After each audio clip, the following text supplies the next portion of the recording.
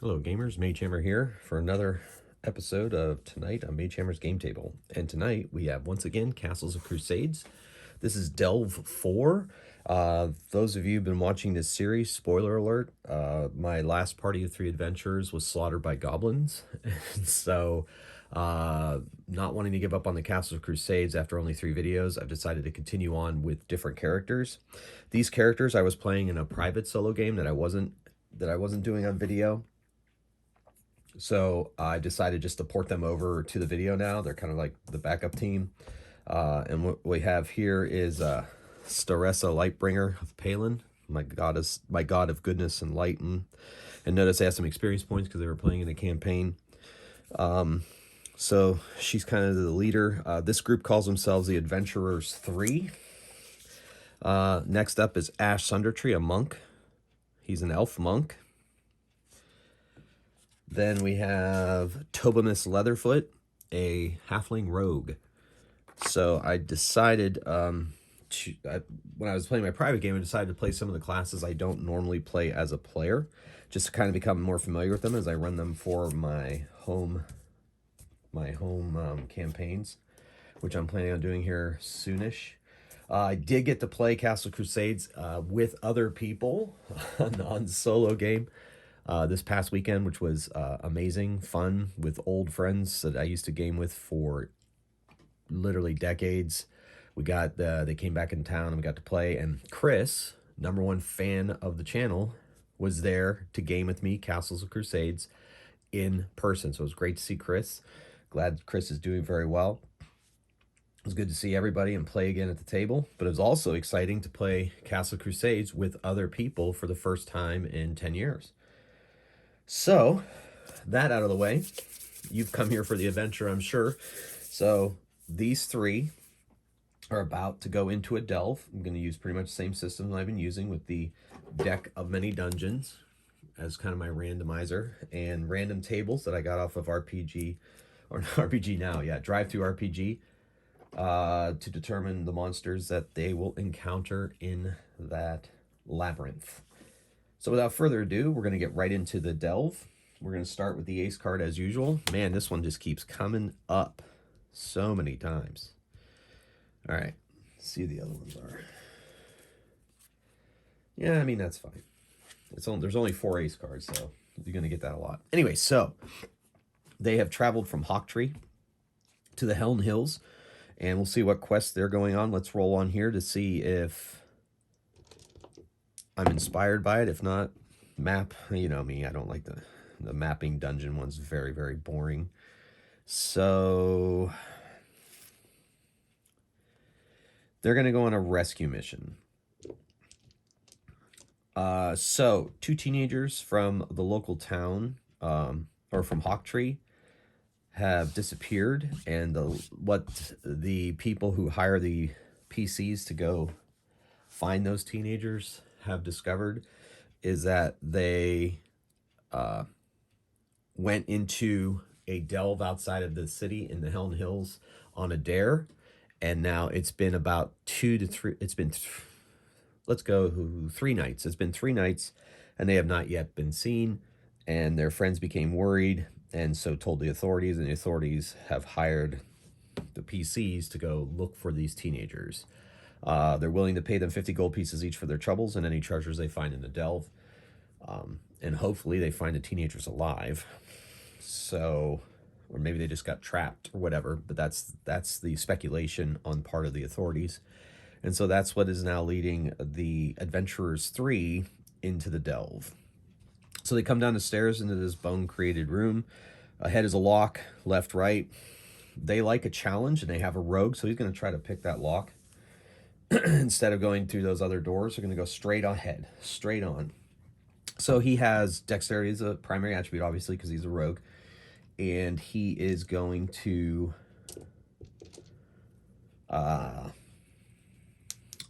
it says easy lock, so I'm just going to set the DC at 1. So he needs a 13.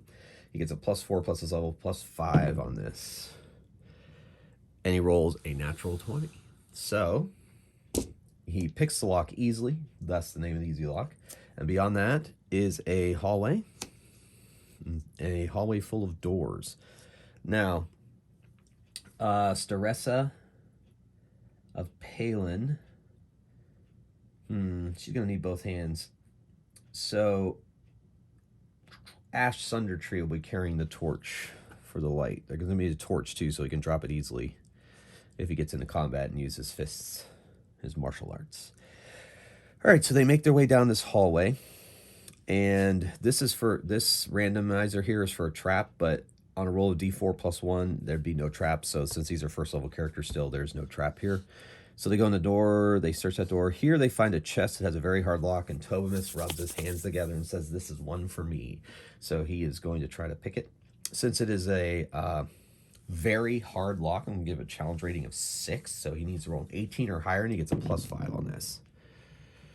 And he rolls a 19. So the lock snicks open.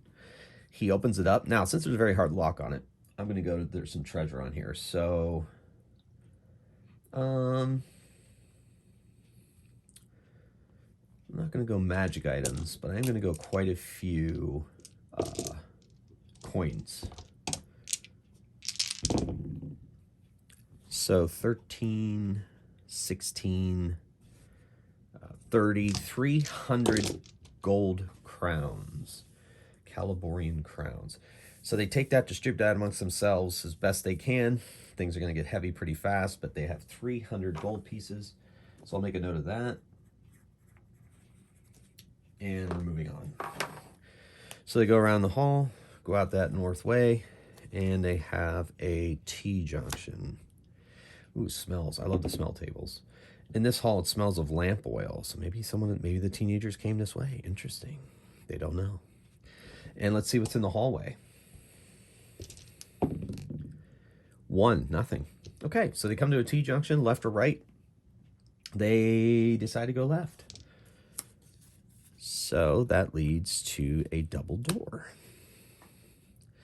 All right, so once again, there should be a trap in this room if they are higher level, which they are not, so no trap. Keep things to a point where they can survive. They go in and search the room. Now, elves in this game, just passing by a secret door, have a chance to find it, let alone have them search. So, Ash is an elf, and he can detect hidden doors. So let's see what we can do.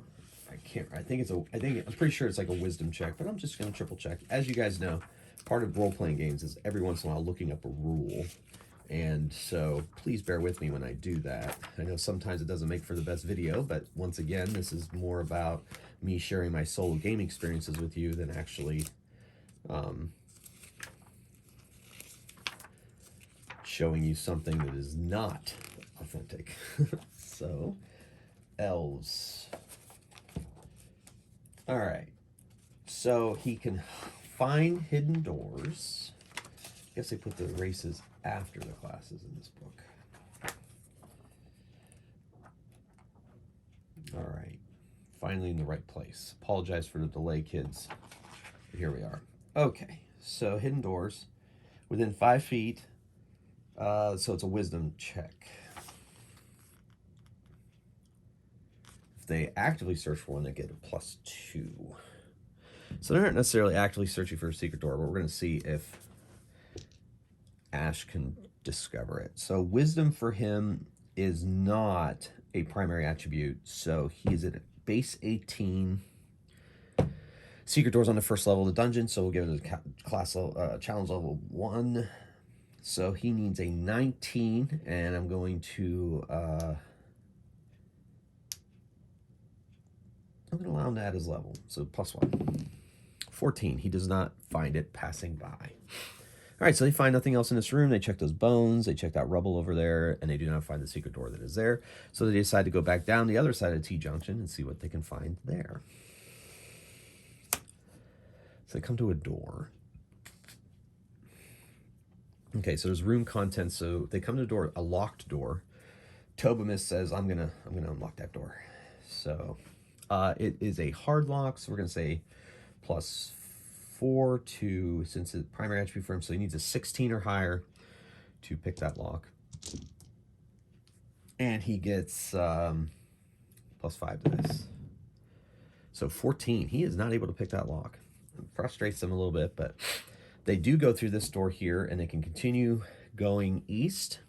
Well, no, I'm going to have that be... Oh, no, they're going to continue going east. Ooh, there's a little bit of a glare on the map. I see that in the camera.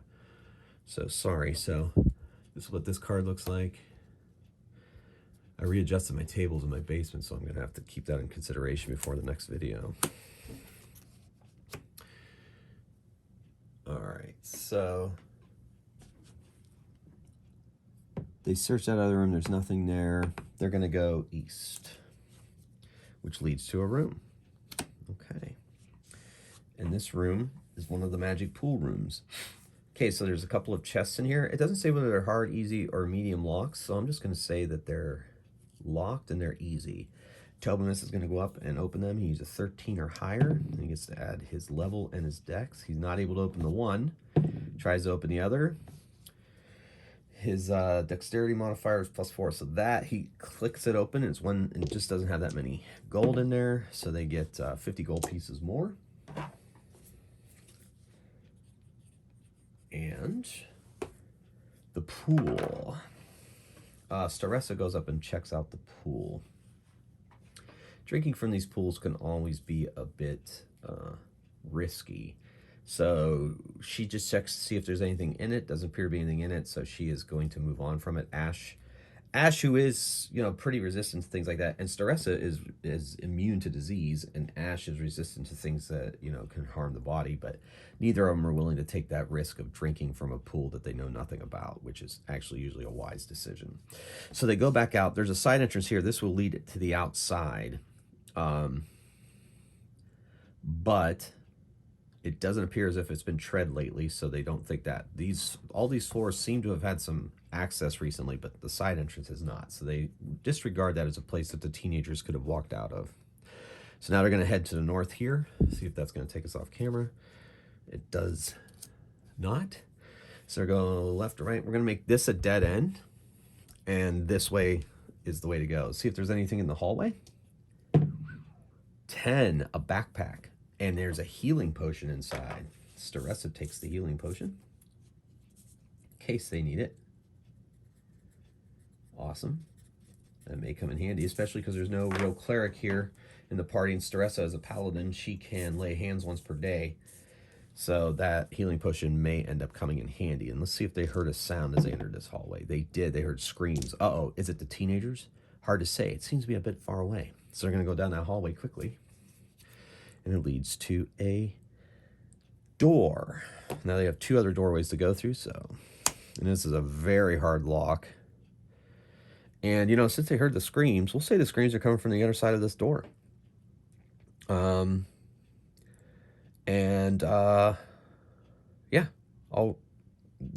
maybe it's the teenagers, maybe, we'll see. I'll roll randomly once they get in, whether it's the teenagers or not, or whether the screams are coming from the monsters themselves.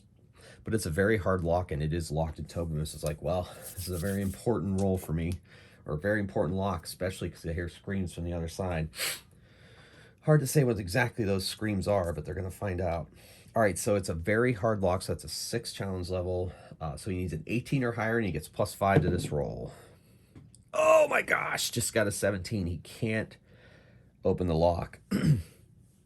So Ash is like, well, I'm going to try to kick down the door, he says. Stand aside. Now, he doesn't have strength as a primary, so that's going to be kind of hard. The door is pretty stout, so I'm going to give it a 4. So he needs to get a 22, and he does get a... he gets his level, his strength modifiers too, so +3 to this, and he needs a 22. And he rolls a 4. He is unable to break down that door with his martial arts. Staressa is like, this is bothering me. I'm gonna smash down that door, I'm gonna bash at it with my shield, try to slam it as hard as I can, and knock that door in to open it up so we can get to whoever's beyond this door is in trouble.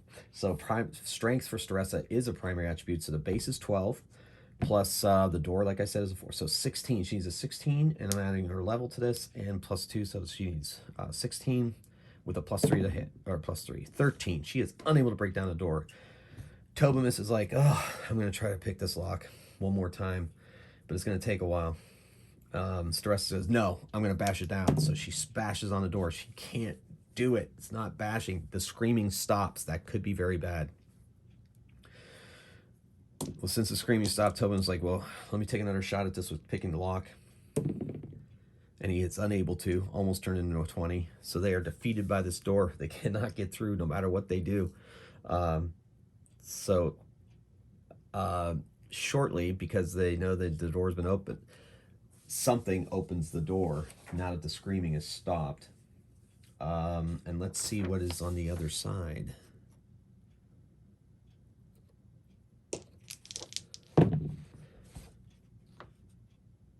Nine. That doesn't make any sense. So let's switch it to 90.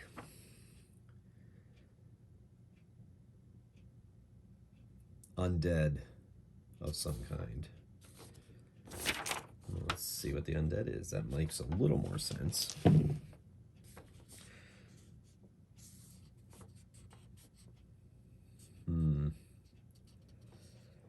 We'll let it be. Let's see, I rolled that. I'm not sure exactly what that is, but I do know what that is, and so we will go with that. It's a bunch of ghouls. All right, so a ghoul opens the door. His hideous face greets them. It's got blood around its mouth. What were they chomping on? We shall discover soon. The ghouls. Okay. Number 1 to 8. So let's roll and see how many we get. 3 ghouls. That could be quite a fight at this point. Do have an elf in the party who's immune to the paralysis, though. Strength save or be paralyzed. Ooh, that could get nasty. All right, here we go. So they are a 2-hit die creature. Let's randomly roll their hit points. They have 7 hit points each. There's 3 of them. And they open the door. Everybody knows that somebody's there, so there's no big shocker when the door opens. It's initiative. So the ghouls are going to be that one. We will make... This die is Staressa. This die will be Ash. And we will make this die Tomus. Tomus is going on a 3. I'm sorry. The ghouls are going on a 3. Tomus on a 5. Uh-oh. Ash on a 2. And she goes first. Staressa goes first. She cannot yet turn undead as a paladin, so she's going to have to fight this thing. However, ghouls are an evil creature. They cannot touch Staressa according to her paladin abilities, so that's going to come in handy. Just double check the rules on that, make sure there's no exceptions, and we're good to go. So they have a divine aura, permanent divine aura that wards against attacks from evil, summoned, or conjured creatures. It creates a magical barrier around a paladin who advances a +2 armor class and a +2 bonus, so +2 armor class against the ghouls. So they can touch her, it's just that they don't like to do it. The divine aura also prevents body contact with summoner. These are not. If this causes natural weapon attacks of such creatures to fail and the creatures recoil, such attacks require touching the warded creature.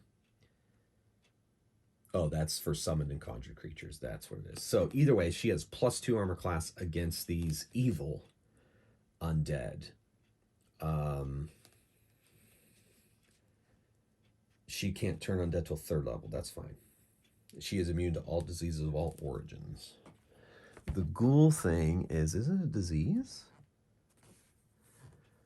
This paralysis, remove curse or remove, so it's more of a curse than it is like a disease. Okay, cool. So she has a +2 armor class against these guys. That's going to help. It's going to come in handy.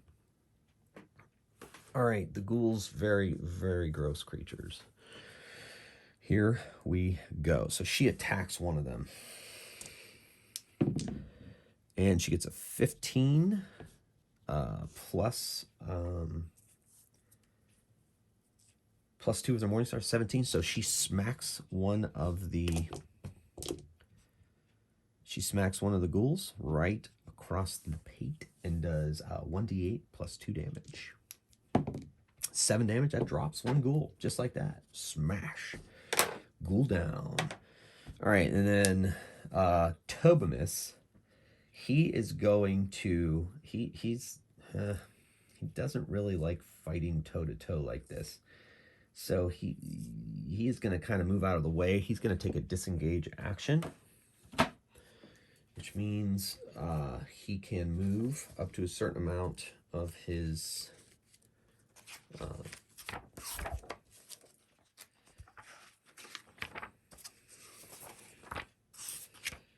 disengage. I know that is something he can do, darn it. So where is it? All right. Cool. Move, use an ability, use an item. Grappling, pummeling. There we go. Nope. Here we go. All right, so he wants to disengage. And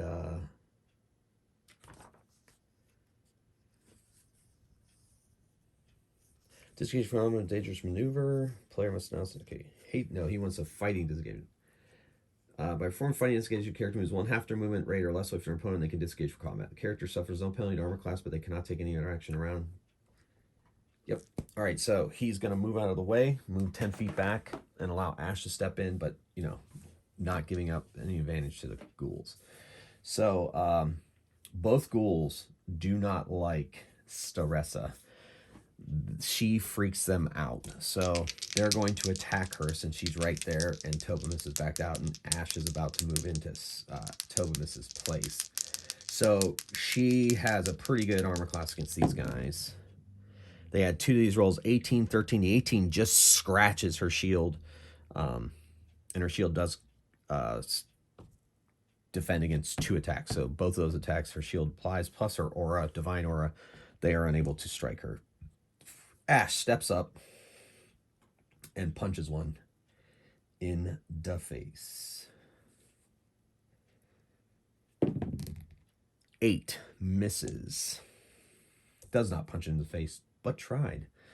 All right, so now he's engaged with one of them as well. So now we roll initiative again.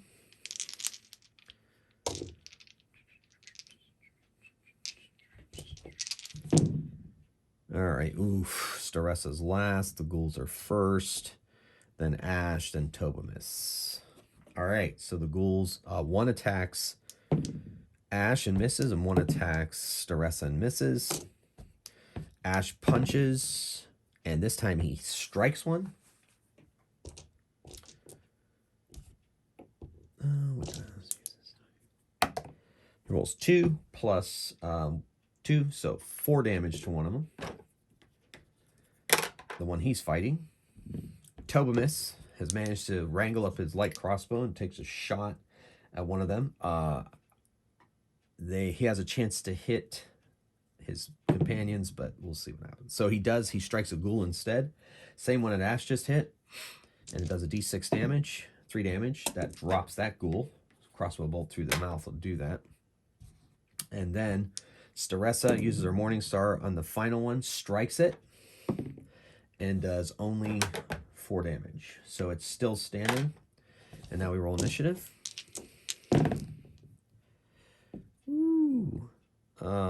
The monk and Tobimus. We'll let the monk go first. The ghouls go before Staressa. Ash punches that one in the face, misses. Tobimus fires another crossbow bolt at that one and crits it, dropping it dead as a doornail. The ghouls are dropped.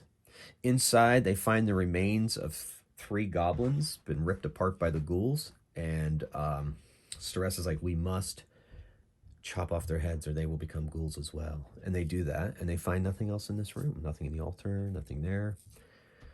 Whew, so that was pretty intense. All right, so they took on 3 ghouls with 7 hit points each. All right, moving on. Hit points matter because of experience points. You get a bonus for the hit points of the creatures and castles and crusades. All right, so they make their way out. This is a dead end.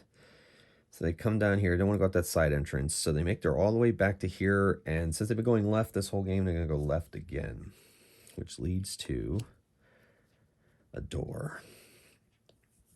Okay. They open that door. There's blood all over the floor, shattered tables as if another battle is happening here. And it guarantees a monster based on our monster trigger table here. So let's roll and see what kind of a monster awaits our party here. 93. More undead. So good. We have a dungeon filled with undead. Let's see what kind of undead we run into this time. 93 are zombies. Okay, that explains the blood-filled room. So let's go look at the zombie entry in the Monsters and Treasure book. Take an idea of how many there are. Zombie, zombie. I can't not say the word zombie and not have that song pop into my head. Long live the cranberries. All right, zombie. Zombie, no, monster, nope. Good old-fashioned zombie. 1 to 10. Let's see what I roll. If I think it's going to be too much. 4. 4 zombies sounds reasonable to me. They are 2 hit dice creatures, D8, much like our ghouls. Ooh, 13. So these are pretty hardy zombies. So 4 zombies of 13 hit points each. They are slow, so that means that they are always last. Whenever 3 or more zombies attack a single opponent, they automatically inflict 2 points of damage for every 3 zombies attacking. That's a cool ability. I like that. And they're just going to sit there and try to kill and bite. All right, so initiative for our party, since the creatures don't have to roll initiative. Tobamus is first. He's had his crossbow out now. He's very nervous about these zombies. So he is going to fire off his crossbow at one of the zombies, and he misses. Oh, wait. He may actually have hit. Oh, they armor class 12. Tobamus has a +4 with his crossbow. It's a 9, so he missed. Staressa can't turn undead like we said, so these are considered evil creatures, so she has a +2 armor class against them. So she moves into the room. My house rule is that characters can move their full movement and make an attack. In Castle Crusades, it's move half their movement and make an attack. I've house ruled that to be full movement, which will take her up to the zombies. And she swings, and she hits, and she does 4, 2, 6 damage to a zombie. And she realizes these zombies are fairly hardy creatures, which brings us now to Ash. He moves up and attacks. He's going to attack a separate zombie. 7. He gets a +2 to this. 9. He misses. And then so there are 4 zombies. 3 of them attack Staressa, so she automatically takes 2 damage.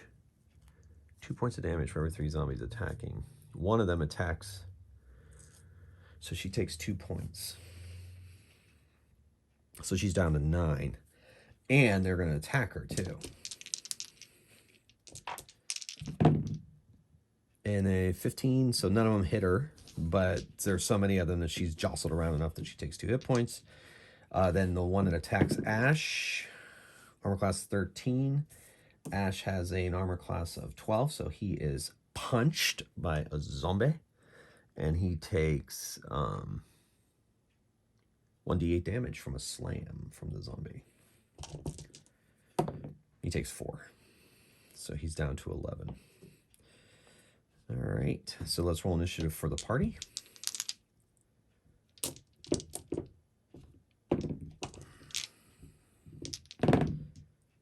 All right, so Ash and Staressa are tied. And so Ash is going to punch the one he's fighting. He misses again. He's having a hard time hitting these slow-moving zombies. Either that or he's hitting them and he's just not landing a telling blow against these undead creatures. Staressa attacks the one she attacked before. She rolls armor class 11 and just missed her target. Tobamus with the crossbow. He misses, so this hasn't been a great round for them. And so once again, Staressa's under attack by 3 of them. She's going to take 2 damage. That's getting crazy. And so they attack her. Still not able to hit her. 15. She has, against them, she has a 19. So I guess that's helpful, but she's still taking the damage. They're going to have to do something about that. Have to defeat some of them. And one of them attacks Ash and hits him again. 5 damage. Woo! He's taking a punishment. All right, so things are getting a little ugly here. Trying to get a little creative, but I guess not. They're just gonna have to keep slapping away at these things until they can take them down. So initiative, ew. All right. So Tobimus fires off his crossbow. He's really trying to hit one of these things. All right, finally hits one. Does a d6 damage. 6 damage, beautiful. That's one of the ones fighting Staressa. Next up is Staressa. So she is going to attack one of the wounded ones. She actually hits this time and does 5 damage. Still not enough to take one down, but keep chipping away. Ash attacks and hits, finally. And he does 3 damage to the one he's fighting. And there's still all 4 zombies up and fighting. Woohoo! Now they attack. Still, unfortunately, Staressa takes that 2 damage. They cannot seem to shake that. She's thinking about disengaging, but she just has such hatred for these abominations against her god that she just wants to take them down. And one attacks Ash and misses. All right, so initiative for the party. Wow, tied initiative all the way across the board. We're going to let the halfling go first because he's dexterous. Then we're going to let the monk go because he's more dexterous than Staressa. So crossbow bolt finally hits one, and it's a 1. I rolled a 1. It was off camera, I think. Jeez, oh man. Just a glancing blow. Ash punches his for a hit, and he does 5 damage to the creature on him. They're hardy, these zombies. They're very tough. Must be fresh. Staressa attacks one of the wounded ones on her and misses, if you can believe it. Of course you can believe it. Oh my gosh. So she was so close. She takes that automatic 2 damage. And they attack her. And none of them hit her. Well, that's good. And one attacks Ash and misses Ash finally. In fact, it stumbles and falls. So his will not be able to attack next round against Ash. So I guess that's a plus. So initiative for the party.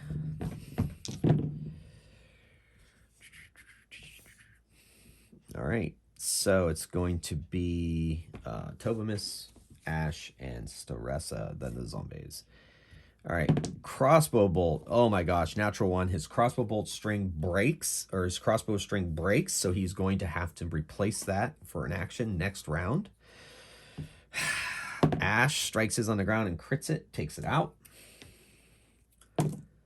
Staressa finally might be able to, yes, she finally able to take one of them down. She hits the one that has the crossbow bolt sticking out of it. She no longer takes out automatic 2 damage. Crazy. All right, so there's 2 left on Staressa, 7 and 13 damage. And they both miss. No longer the automatic damage. So things are starting to look up a little bit for the party in this battle. So it's going to be Tobimus again. He replaces his crossbow string. Staressa attacks and misses. Ash attacks one of the ones on Staressa and hits and does 5 damage. So one is very, very wounded. Its neck has been snapped, but it's still coming. And those 2, that one focuses, they both focus on Staressa. They're just focused. Ooh, one sneaked through her defenses and actually hit her for 1 damage. So she's down to 2. This could get ugly for her and for the party if she goes down. All right.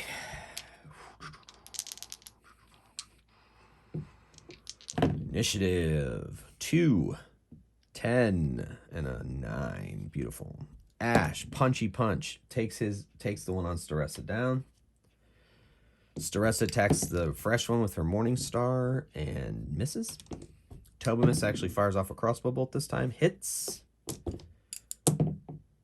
Oh my gosh. Yeah, we're gonna roll a proper roll. Just kind of went all over the place. And then a zombie attacks Staressa and misses. In fact, it falls down and can't attack its next turn. So that's very good. So they're just going to attack in whatever order they want. Staressa is going to smash with her Morning Star, misses. Ash is going to punch it on the ground, and he hits. And he does 5 damage. And then Tobamus is going to get Brave. Well, halflings are fearless to begin with. Anyway, he sends the crossbow back around his back and whips out his short sword and takes a smash down on the zombie while it's on the ground to see if maybe he can try to finish it off. +2 to the attack on this. And he hits it. And he does 6 damage. That's enough to kill it. So he puts his sword right through its skull and ends its miserable undead existence. So that was 4 zombies of 13 hit points each. That was a fight. All right, now the issue becomes the wounds. So she's going to lay hands on herself for 4. But they're all fairly wounded. But they must forge on and find these poor teenagers that have found their way here into this delve. See how deep it goes. All right, so they come to an end room. Has a hard lock. Tobamus is like, this is my realm. I will pick that lock. It's a hard lock, so we'll give it a 4. We'll give it a 3. So 15. He needs 15. And he gets a 19 plus his dexterity, which is +4, and his level 5. So 24. He opens the lock with ease. They find treasure in here. And randomly, it says 1d8 per dungeon level, so 4. So it's 1d6 times 10 gold pieces and a 50 gold piece gem. So they find 20 gold pieces and a 50 gold piece gem. All right. And nothing else in this room. So now they're going to have to backtrack to here. They go through there, that passage. This monster trigger has none for low-level PCs, so they're going to move around there. For the heck of it, I'm going to see if Ash, he does not detect the secret doors as they pass by that one. Let's see if he detects that one as they pass by that one. And he does. Oh, secret door opens it. There's a passage leading to another hall. Interesting. Okay. Well, nothing in there for now, so they're going to continue onwards. And this would end this ends it. So all they had to do is go right, because this is probably where the teenager's going to be. I could replace it with the king, but this room pretty much looks like a nice final place anyway. So they come in, they check out this bloody altar. They don't like the looks of that. The blood is not completely fresh, but that might indicate what is probably awaiting the teenagers if they can't find them. So they open this door, and in here are some monsters that are holding the teenagers. So this is going to have to be a very specific kind of monster. So I may have to roll a couple of times on the random table for something that makes sense to the story. But let's see what I rolled the first time, and we'll make a decision from there. 73 on my random table. That doesn't make any sense. It's a piercer. No sense at all. Oh, what's 07? No, that doesn't make sense either. All right, so for 04 is an animal. No. I mean, no, it's got to be something with intelligence. And 40 is the other option. 40, a humanoid. Okay, now we're talking. Let's see what we have on my modified humanoid table. You can go either 85, which are orcs, or 58, which is humans. Orcs are more exciting, I think. So the teenagers there's 2 of them. They're tied up and up on this little shelf right up there, this elevated platform. The orcs are sitting at the table playing cards. Um,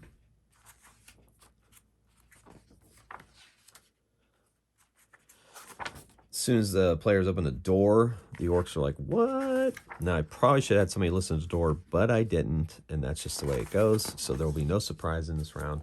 Instead, combat will ensue. Staressa says, foul creatures, release those children, or you shall pay the price. And the orcs are not impressed. Let's go 4 orcs. And they have 5 hit points each. I think that's reasonable. They have the party outnumbered. 5 orcs. All right, so they are 1 hit die creatures with an armor class of 13. And they are going to fight with... by weapon, I'm going to say they have long swords and battle axes. So we're looking at a d8 damage to hit. And they are playing with some coinage and dice on the table. They stand up, draw their weapons, and it's initiative.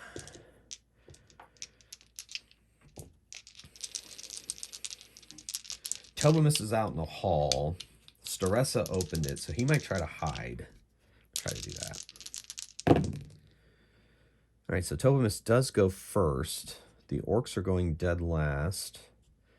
Then it's going to be Staressa and then the monk Ash.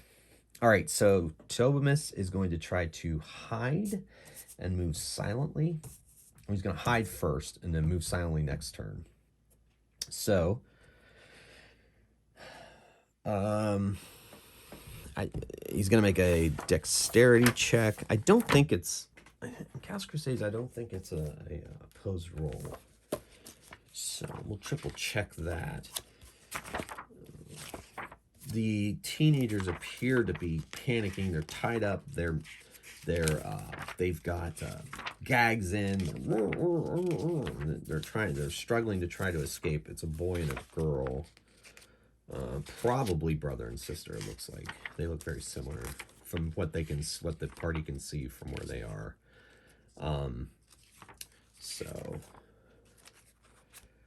all right, that's a ranger rogue. Okay, so let's read it. So, to hide, conceal themselves, sexual check. All they need is a sexual check. That's very good. They have to move up the their 1/2 normal speed to remain hidden. Yep. Good. They don't know he's quite there, so he's going to try to hide, jump in the shadows. And then Rogue's going to hide and move silently at the same time until he reaches 3rd level. So, can't hide and move silently.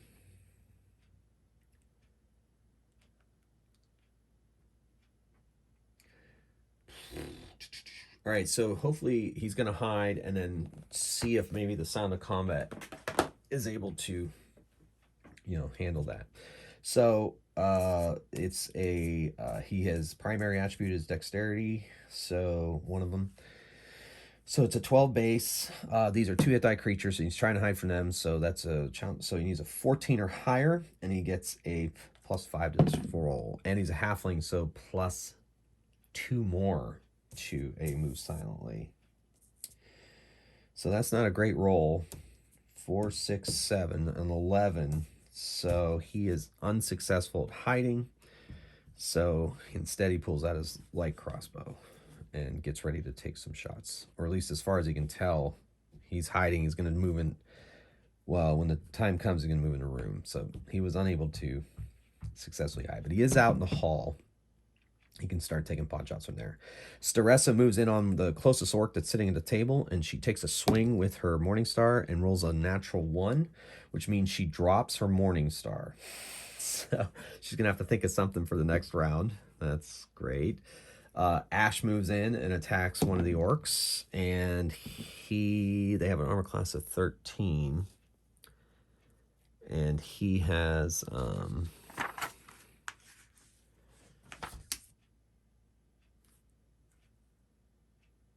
oh man, so he misses. And then the orcs attack. So 2 of them attack Staressa, and 2 of them attack Ash. Both miss Staressa. Oh, they're evil, so she gets +2 against them. And 2 against Ash. One of them hits, and the other one hits 13. Oh, so that's not really great. So he takes 13 damage, and he drops. All right, so the first blow, we'll have the first blow drop him. So that's 8. So he's at -2, so he's down. All right, so that's not great. Okay.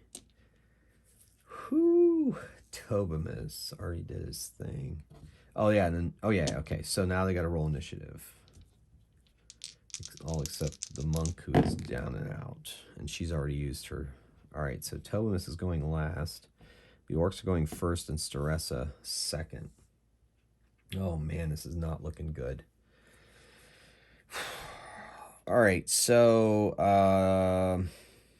3 of the orcs are going to be able to attack the rest of this round while the other one maneuvers into position. The good news is he might be putting his back to Tobimus. Oh my gosh. 1 critted her. She's down. They have the crit hit. 8, so it puts her at -8 plus 1, so 9, so she's at -5.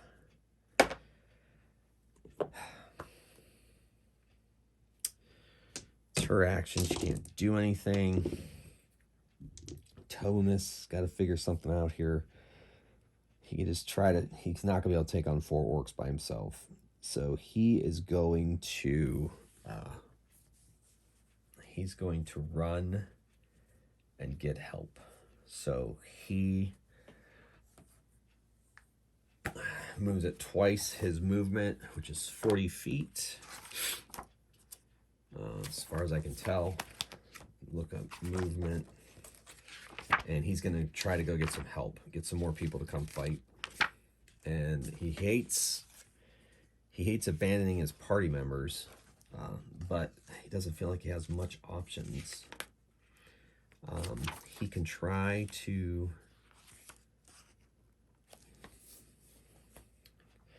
hide and sneak back and try to free them, but he's not sure where the orcs are going to murder him, but they kept the teenagers alive for some reason, so maybe they'll keep these 2 alive, he's thinking. He's not quite sure what he needs to do, so he's going to run back and get some help. So we're going to leave that on a cliffhanger. So the orcs have defeated 2 of his party members. Tobimus has escaped out of the delve and has gone to get some help. And then the delve is not that far from Hawktree, so it shouldn't be too long of a trip. And he's just praying to the Skulker, his god, that god of thieves, that the orcs keep them alive just like they kept the teenagers alive for whatever nefarious reasons that they had planned. And he's going to try to get some help. The orcs, of course, are not completely stupid.